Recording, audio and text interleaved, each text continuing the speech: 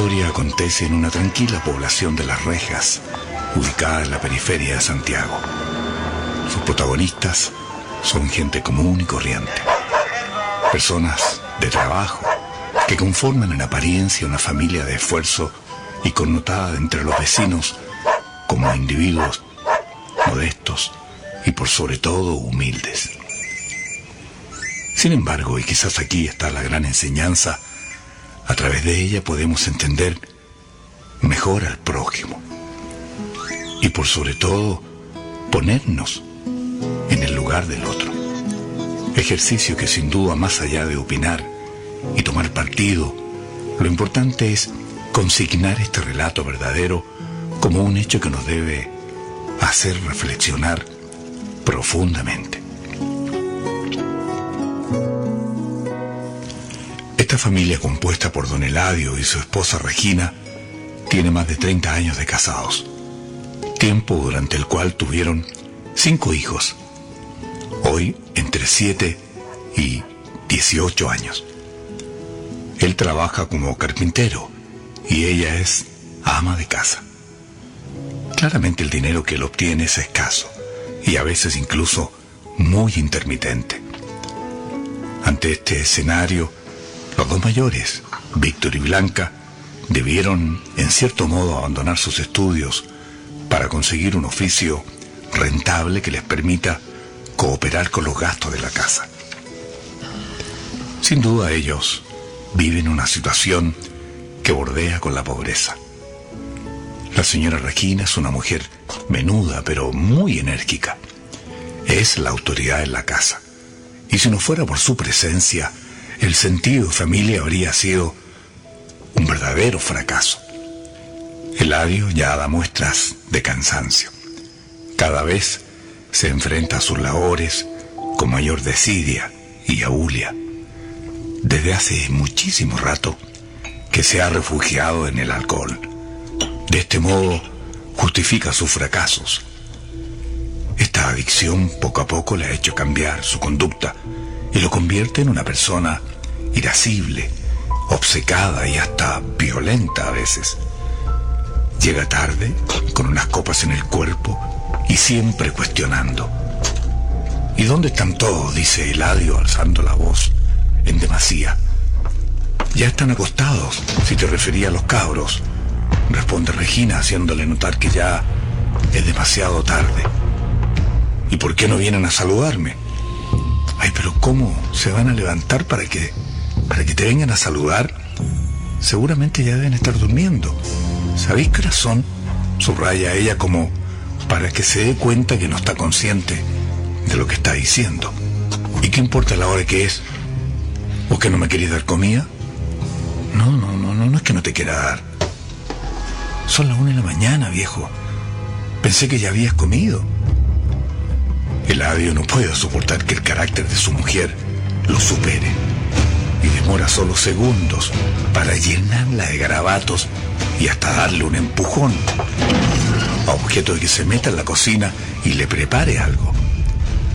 Víctor, el mayor, se levanta al escuchar el griterío y le reclama por el trato que le está dando a su madre. Bastó este comentario para que Eladio tomara la silla y se la lanzara a su hijo, provocando un verdadero caos esa noche. Todos despertaron y debieron enmudecer, ya que sabían que Eladio era capaz de cualquier cosa en este estado.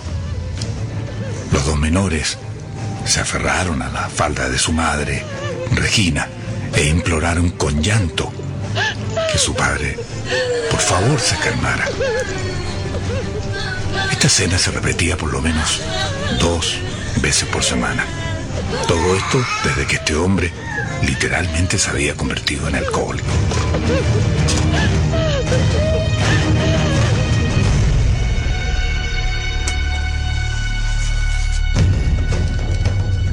Lo extraño es que este padre de familia al día siguiente no recordaba lo que había sucedido.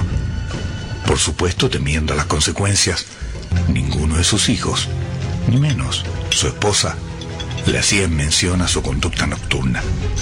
Más bien teniéndolo enfrente y de cabecera de mesa, el silencio reinaba.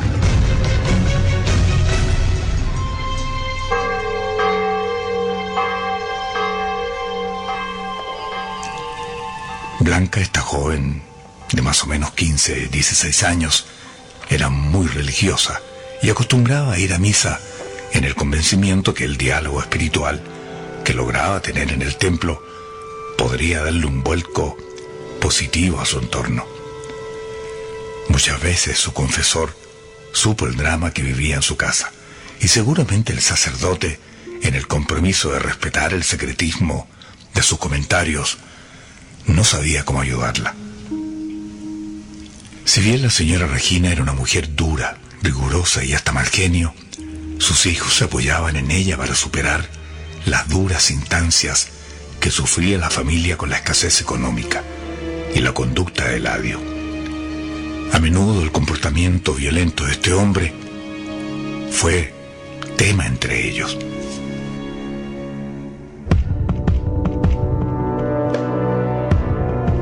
Un día, paradojalmente, Eladio llegó temprano a casa.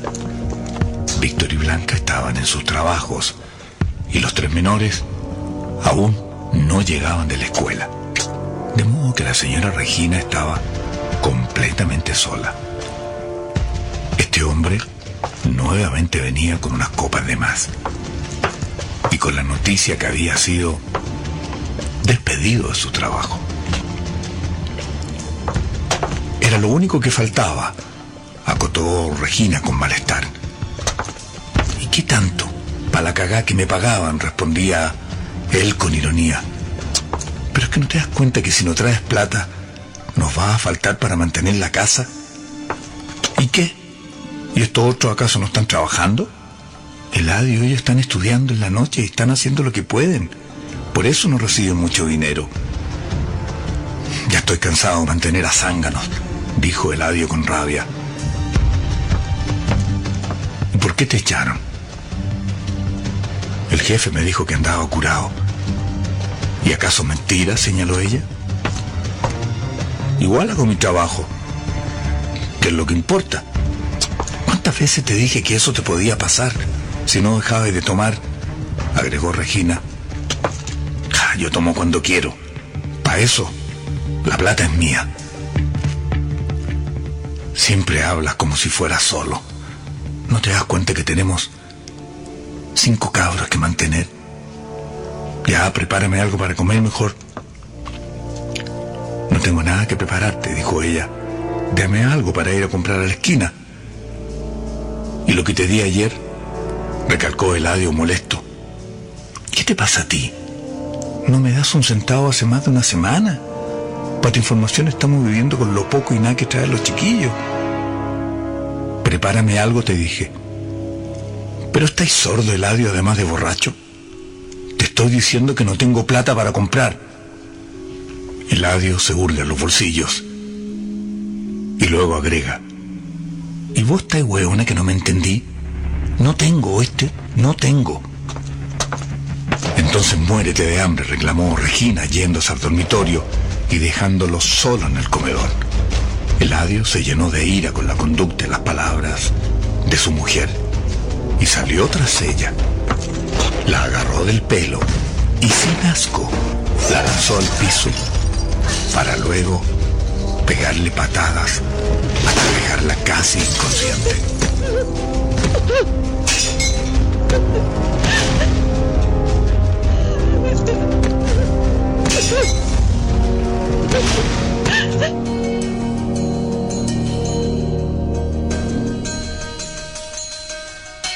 Cuando llegaron sus hijos, este hombre dormía a pata tendida, en tanto que Regina ocultó las huellas de aquella golpiza con maquillaje, que si bien moligeraban las moraduras, en modo alguno pasaban inadvertidas.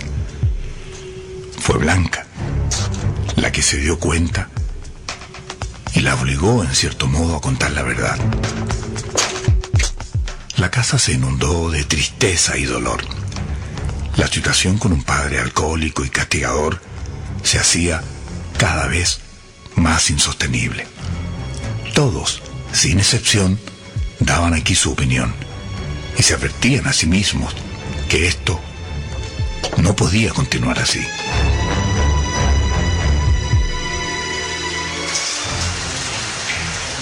Era una noche de invierno. Una leve llovizna hacía más frío el ambiente, en tanto que toda la familia reunida en el comedor, al fragor de una deslavada taza de té, donde una bolsita servía para dos, planeaban qué hacer cuando su padre despertara. La señora Regina conversó larga y silenciosamente con todos sus hijos. Lo que se dijo en aquel momento pasó a ser un secreto de familia. Ciertamente esa larga charla era el corolario de una victimización a la cual había que ponerle término.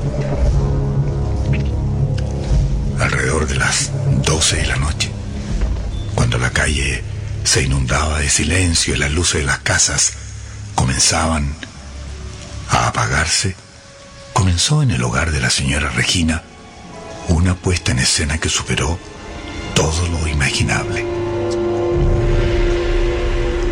La casa también estaba oscura. Unas velas se encendieron para que el grupo familiar no tropezara y así cada uno de los integrantes se movieran con seguridad. Víctor el mayor tomó una cuerda y se la entregó a su madre. Todos se dirigieron al dormitorio donde aún dormía inconsciente Eladio. Solo unos intermitentes ronquidos aseguraban que su sueño era profundo. A medida que se acercaban a la cama donde estaba su padre, las velas de esta procesión espantosa solo dejaban brillar la fuerza de las miradas, que sin duda parecían de terror. Ya una vez en el interior del dormitorio, Regina tomó el cordel y anudó sin ninguna cuota de temor el cuello de su esposo, dejando unos 2 metros libres para ambos costados. Luego, como parte de un plan seriamente estudiado, la madre y 2 hijos comenzaron a tirar para un lado y los otros 3 para el otro. Nadie habló en aquel momento. No era necesario. Al parecer, cada uno sabía lo que se desempeñaba en esta tragedia. Los 2 grupos fueron aplicando fuerzas contrarias, hecho que incomodó a Eladio y lo hizo moverse, incluso casi despertar. A una mirada de la madre, todos los integrantes de la familia aplicaron la mayor de sus fuerzas, y fue aquí donde el natural instinto de conservación hizo que este hombre reaccionara en el claro intento de zafarse de esta literal estrangulación. Pero ciertamente su borrachera limitó sus fuerzas y no tardó en ceder.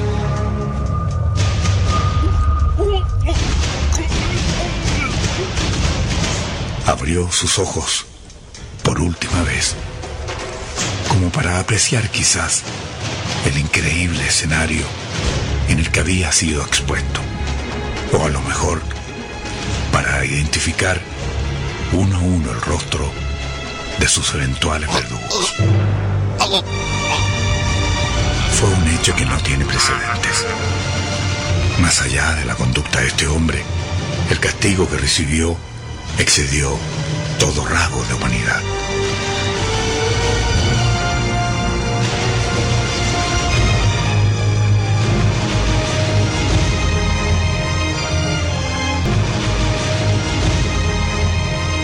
Aún así, esta familia no abrió la boca, dando cuenta que cada paso de esta masacre estaba sigilosamente calculado. Cuando esta operación hubo terminado, su cuerpo fue cubierto con una frazada, en tanto que 2 de los hijos varones, los más grandes sin duda, con pala y picota, aprovecharon el ruido de la lluvia que a esa altura se había desatado para cavar un hoyo en el patio de tierra a la salida a la cocina. Antes del amanecer, cuando esta tumba hechiza se terminó, entre todos arrastraron el cuerpo inerte de Eladio hasta su singular última morada. En esta faena tuvieron una sola preocupación: no ser vistos por nadie. Cuando esta acción llegó a su fin, Regina reunió a sus hijos y, en el ánimo de cerrar este horrendo capítulo para siempre, les recordó que de aquello nunca más debía hablarse. En casa, ni mucho menos afuera. A partir de ese instante, la desaparición de Eladio sería, por tanto, un caso cerrado. El único argumento que todos se esbozarían en caso extremo sería que este carpintero, un día borracho, tomó sus cosas y nunca más regresó a casa. Si bien aquella noche todos los integrantes de la familia durmieron muy poco, la rutina diaria se llevó a efecto, evidentemente como si nada hubiese acontecido. De verdad, la tranquilidad volvió a este hogar, y fue el acicate que les permitió a todos, en su intimidad, entender que lo sucedido tuvo para ellos algún sentido. En rigor, nada justifica este accionar. Nadie merece tanta indignidad, ni por muy perverso que haya sido en vida. Seguramente existían muchas salidas, pero esta familia, al mando de su madre, quedó ciega y actuó sin compasión. Efectivamente, el rito y acuerdo familiar en cuanto a no hablar nunca más de este hecho se cumplió a cabalidad. Pasaron los almuerzos, los días y los meses, y el tema de la muerte de Eladio jamás fue motivo de conversación en la mesa. Curiosamente, ni entre ellos ese fatal suceso se comentó. Los que estaban estudiando ni se inmutaron para el Día del Padre y gestaron junto a sus compañeros las típicas frases y tarjetas artesanales hechas con sus propias manos para festejar al mejor papá del mundo. Algo sucedió en esta familia que la desaparición de Eladio se asumió con tal cotidianidad y distancia que ningún vecino ni familiar le dio a este hecho otro destino que el mencionado por todos. Él habría abandonado los suyos para no regresar jamás.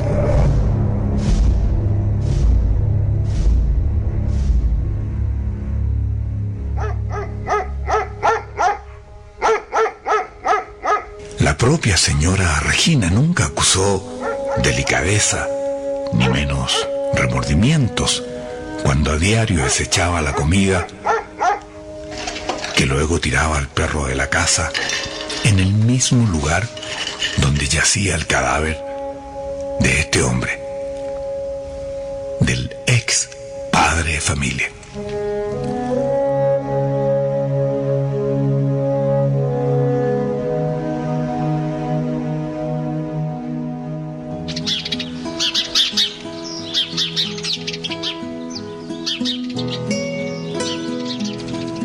Pasaron 3 años. Los chicos crecieron, los adultos maduraron un poco y la madre conservó su actitud y su soledad. Un día, a media mañana, se escuchó golpear la puerta. La señora Regina estaba sola y no dejó de sorprenderse por la inesperada visita de su cuñada, la hermana mayor de Eladio, que en la falta de comunicación quiso venir a verlo, suponiendo que él estaba enfermo. Los saludos de rigor y una taza de té acompañaron la conversación entre estas dos mujeres.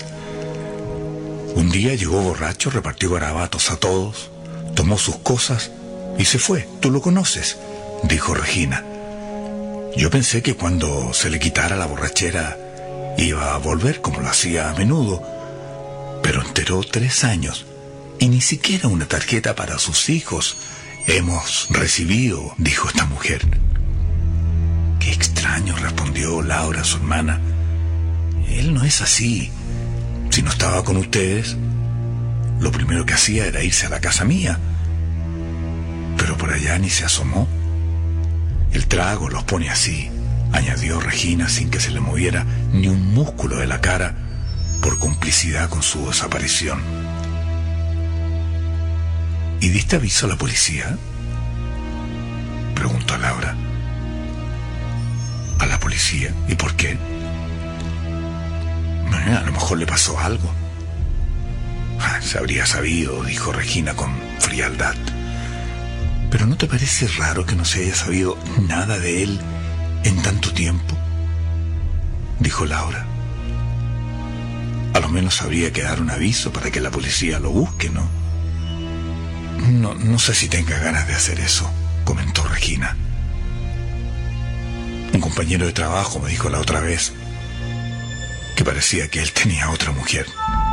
Seguramente se fue a vivir con ella, a otra parte. ¿Y si no fue así, Regina? ¿No te molesta que yo haga este trámite? Porque de verdad lo puedo hacer yo, agregó Laura. Bueno, estás en tu derecho, Laura. Por mí yo no quisiera verlo, sentenció Regina sin remordimientos aparentes. Efectivamente, la hermana de Eladio puso más tarde un aviso a la policía por su desaparición, hecho que llevó a estos efectivos a interrogar a Regina y a sus hijos en el ánimo de cooperar en su búsqueda. El discurso de todos fue uno solo, y nadie lo sacó de ahí.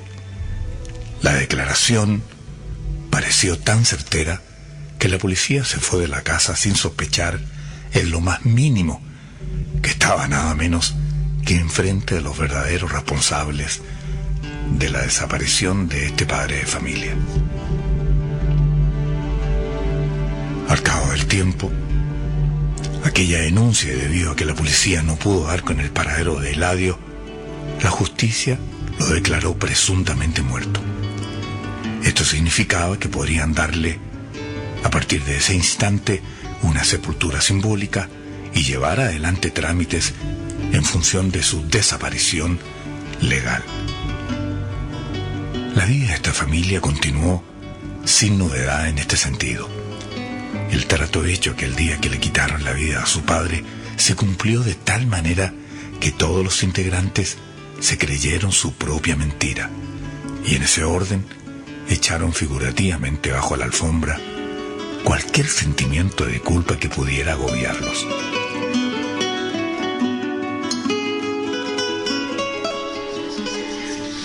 Sin embargo, una noche en que el hermano mayor, Víctor, estaba solo en casa, ya que el resto de la familia había ido a la iglesia al mes de María, sintió un ruido extraño en el comedor.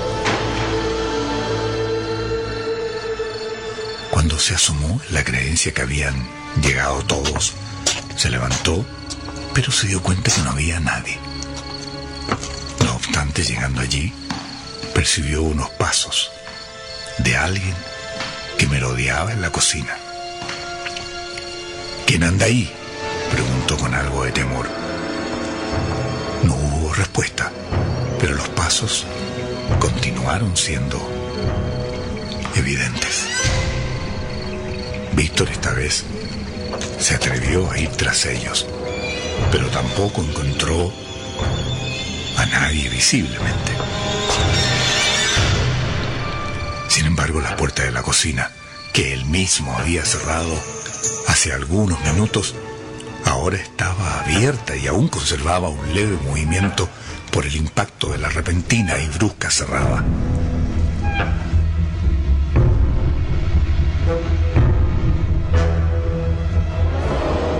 Fue aquí cuando Víctor quedó paralizado. La cocina estaba apagada, pero la noche era clara y la luz de la luna bastaba para ver. Ese extraño salió por esa puerta hacia el patio y su sombra se reflejó con claridad en el suelo. Víctor la pudo apreciar, ya que ese individuo se detuvo y fue lo que detuvo también a este joven, quien reconoció en ella rasgos inequívocos de la figura de su padre. Su actitud en la parada, su perfil e incluso una bufanda que daba 2 vueltas en su cuello que nunca había abandonado, estaban allí como una sombra dibujada a mano en aquel 1,5 metros cuadrados de baldosas que ahora cubrían la salida de la cocina.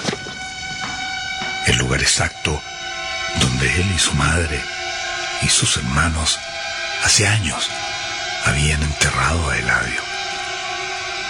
Era primera vez que la vocación de su padre adquiría forma y llegaba a configurar importancia en su existencia. Víctor sintió como una transpiración helada que recorría su cuerpo. Esa figura se mantuvo los segundos necesarios como para fijarse en la mente de este joven, quien no podía creer lo que estaba sucediendo.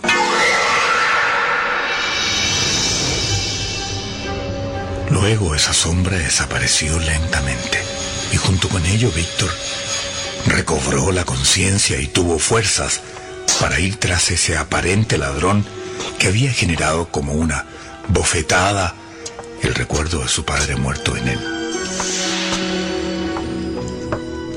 Al salir, no pudo menos que quedar impactado, ya que no vio a nadie en el patio.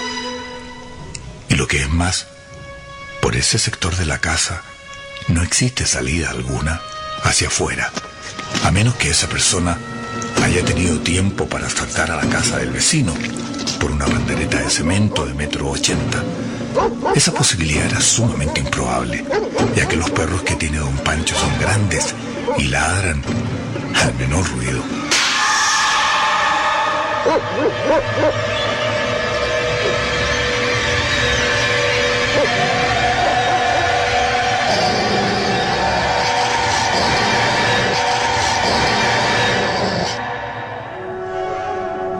El incidente marcó profundamente la tranquilidad que hasta ese instante tenía Víctor en relación a la muerte de su padre. Al llegar el resto de la familia, guardó compostura para no alterar la convivencia, ya que tenía certeza que de plantearlo en la mesa hubiera causado revuelo y violado el acuerdo de no comentar más sobre ese asunto.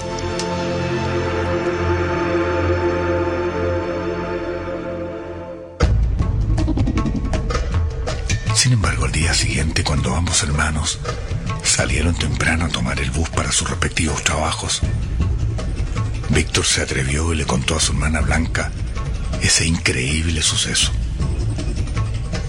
Fue aquí cuando ambos comprendieron que si bien desde que sucedió, jamás nadie se atrevió a comentarlo. Y no fue precisamente porque lo hubiesen olvidado, ya que a través de esa simple charla estos dos hermanos acusaron recibo en relación a que este episodio estaba fresco, muy fresco en sus mentes, con todo lo que ello puede significar por lo tremendo, violento y traumático que fue. El asunto adquirió tanta importancia y preocupación en ellos que a la salida de sus trabajos acordaron juntarse para continuar reflexionando sobre aquello, ya que hablar era lo más sano y en lo más profundo de su ser lo necesitaban. La charla al fragor de un café de estos hermanos dejó expuestas las heridas, complejos y debilidades de personalidad que ese horrendo pasaje en sus vidas había inscrito a fuego en su conducta timorata y retraída. De una u otra manera, esa experiencia marcaba, en mayor medida, a todos los protagonistas de ese literal linchamiento. Víctor se mostró emocionado, Blanca derramó incluso algunas lágrimas, y entonces esos años de silencio lo único que hicieron fue postergar, congelar el dolor de ese duelo que cada uno sin duda mantuvo en su alma por mucho tiempo y que ahora afloraba con un sentido que ellos no alcanzaban a entender ni a dimensionar.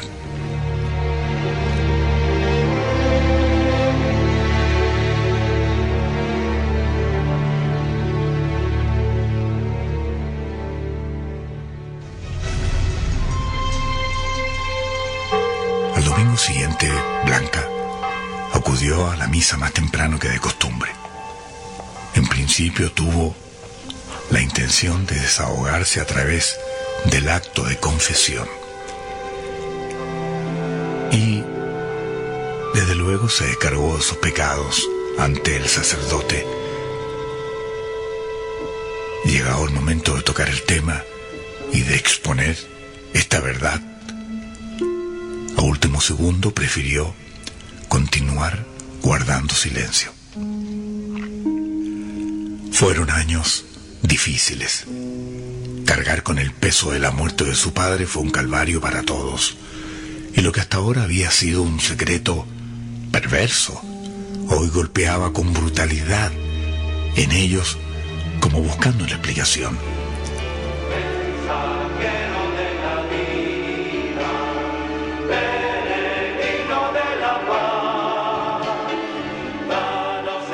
En los albores de 1980 se concretó la venida del Papa Juan Pablo II a Chile.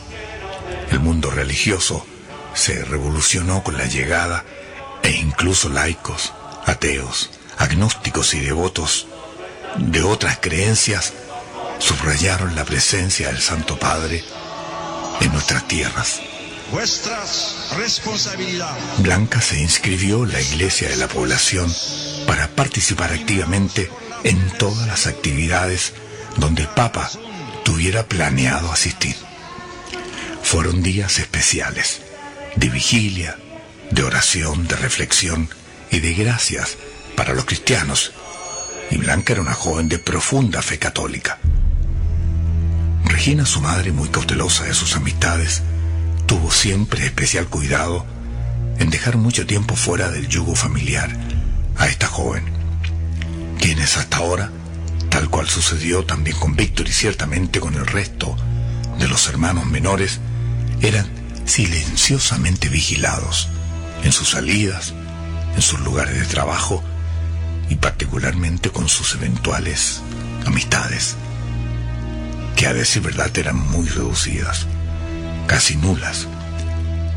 Sin embargo, esta madre le dio permiso a su hija para que se movilizara sin restricción en el afán de cooperar responsablemente con las actividades que su parroquia tenía en beneficio de Juan Pablo II. Los talleres populares.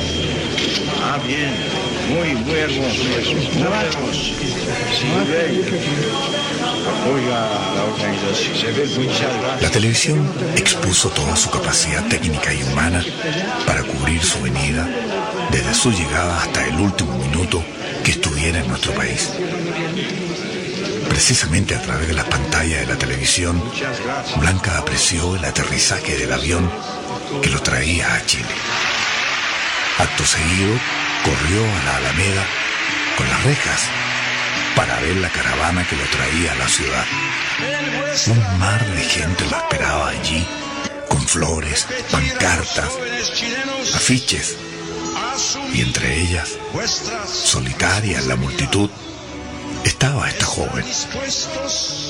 El vehículo que lo traía, de acuerdo al protocolo, esta vez vendría a mediana velocidad, de manera que quienes le daban la bienvenida en esta oportunidad se tendrían que conformar de verlo en forma fugaz.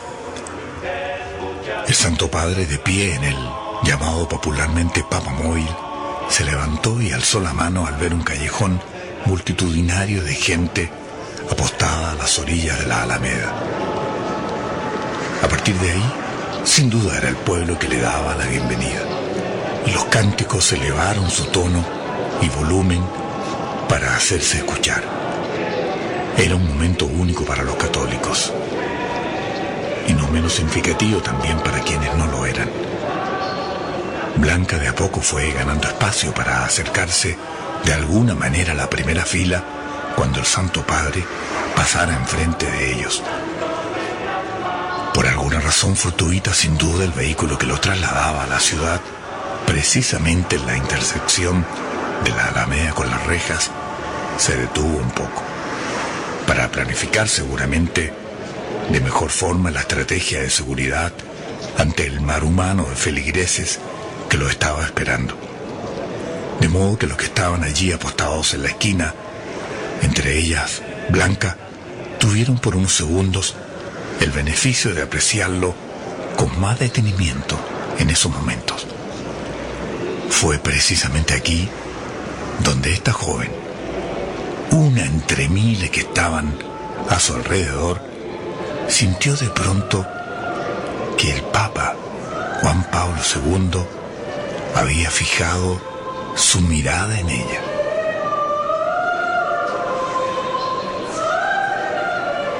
Y que ese encuentro fue un cruce mágico. Según Blanca, ese episodio fue tan generoso, especial, exclusivo y lleno de amor que no pudo evitar que sus lágrimas brotaran naturalmente, reflejando toda su emoción. El Papa luego continuó su camino, agradeciendo a la gente a su paso, en tanto que esta joven, quien tenía planificado seguirlo hasta donde sus fuerzas se lo permitieran, quedó allí como anonadada con aquella mirada santificadora. Y fue tan fuerte ese contacto visual que volvió a su casa lentamente, sin dejar de reflexionar por lo que ella consideraba más que un regalo, más que un aviso, más que un mensaje, sino un acto de profundo sentido milagroso. Una leve sonrisa se dibujó en sus labios y sintió que su rostro, por primera vez en años, denotaba un sentido de inmensa paz interior.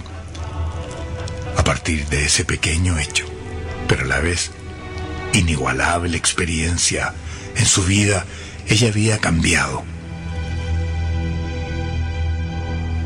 Esa noche durmió muy tranquila y tuvo un sueño donde su padre se apareció de una manera diferente, donde su presencia estaba lejos de ser ruda y violenta.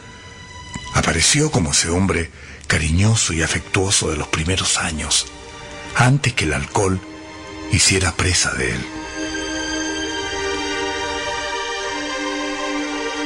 De esto no le contó nada a nadie Blanca.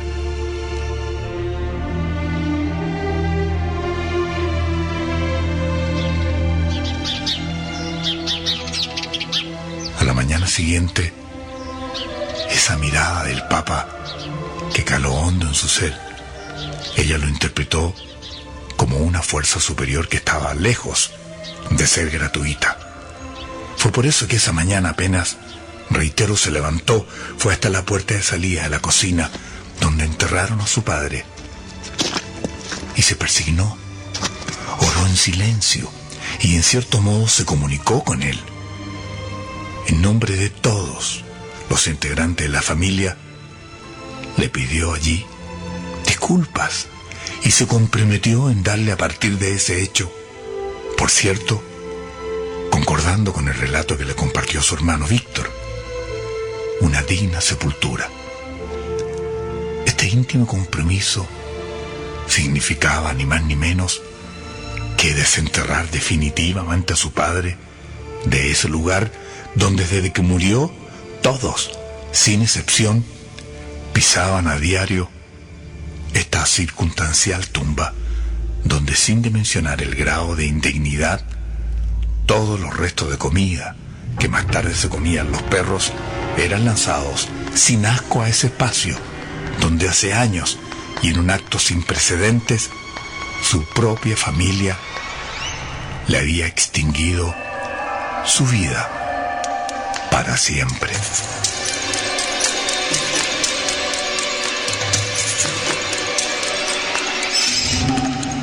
Blanca esa mañana, sin aviso, no fue a trabajar y dirigió sus pasos, escuchen bien, al cuartel de investigaciones más cercano a su casa. ¿Saben para qué?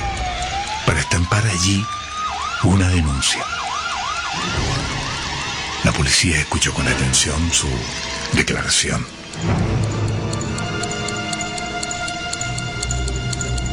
Mi madre y los 5 hermanos dimos muerte a nuestro padre y lo enterramos en nuestra propia casa.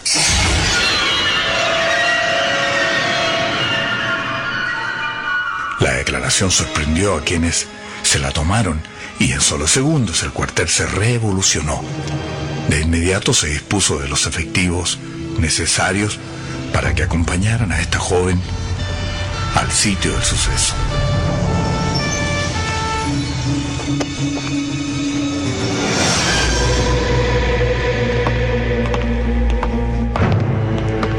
La señora Regina, al ver a su hija llegar a casa en compañía de estos efectivos de investigaciones, cargando palas y picotas, le hizo comprender de inmediato que el fin se aproximaba.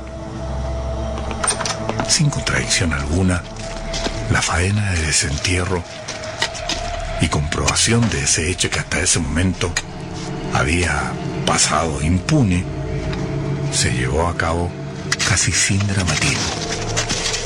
Blanca y su madre, quienes eran las únicas que se encontraban en ese momento en casa, cruzaron un par de miradas y parecieron perdonarse a través de ellas, como si ambas entendieran que ese final era inminente y esperado. A los pocos minutos de trabajo en el patio, aparecieron desde aquella tumba hechiza los primeros indicios que avalaban la declaración que había hecho Blanca a la policía. Ciertamente ya no estaba allí la figura de su padre. Solo quedaba el esqueleto, los restos del que en vida fue el padre de familia, que ahora estaba siendo sacado en una bolsa negra, como un mudo testigo de una víctima que a su manera había pedido auxilio, quizás para que algún día lo sacaran de aquí. Así lo entendió por lo menos su hija Blanca. Durante la tarde, Regina y sus hijos, incluyendo a la propia denunciante, fueron conminados a declarar y quedaron como medida precautoria todos detenidos como autores del parricidio.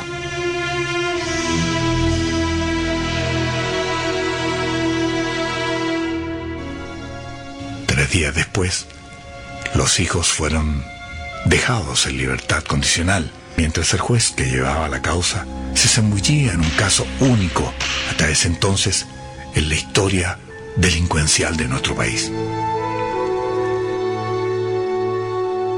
Meses después, la señora Regina fue considerada como la única autora material e intelectual de este crimen.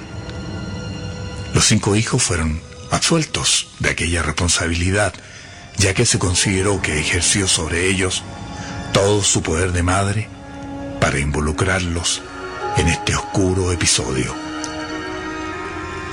Regina fue condenada a 12 años de privación de libertad, en tanto que sus hijos, quienes siempre la fueron a ver a la cárcel, se mantuvieron bajo la tutela de sus hermanos, Blanca y Víctor, hasta que esta mujer, por buena conducta, fue liberada luego que solo cumplió la mitad de la condena.